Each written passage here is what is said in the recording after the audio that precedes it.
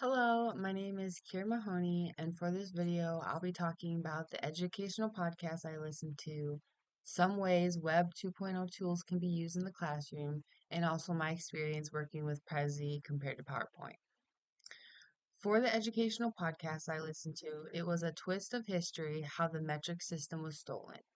It begins in 1790 with George Washington preparing to give the very first State of the Union address.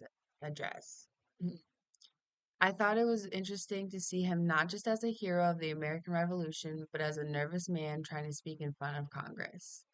The episode then ties in revolutions happening overseas and even pirates in the Caribbean, showing how robbery at sea ended up shaping the measurement system we use today. That's why American uses inches and pounds, while most of the world uses centimeters and kilograms.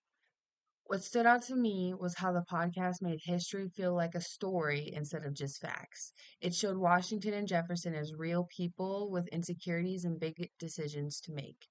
I think podcasts like this can be powerful in education because they bring subjects to life in a way that's engaging and memorable for students.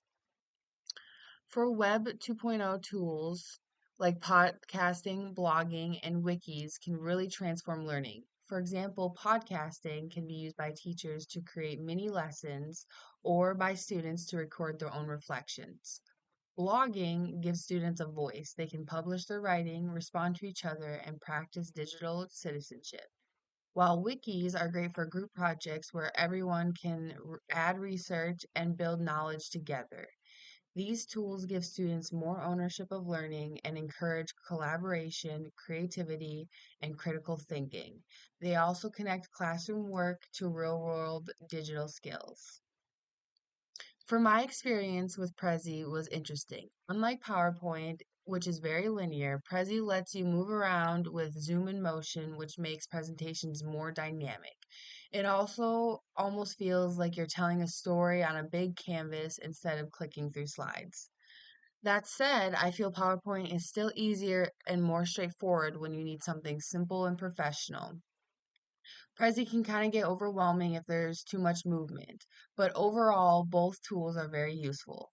Prezi is better for creativity and visual storytelling, while PowerPoint is better for structure and efficiency.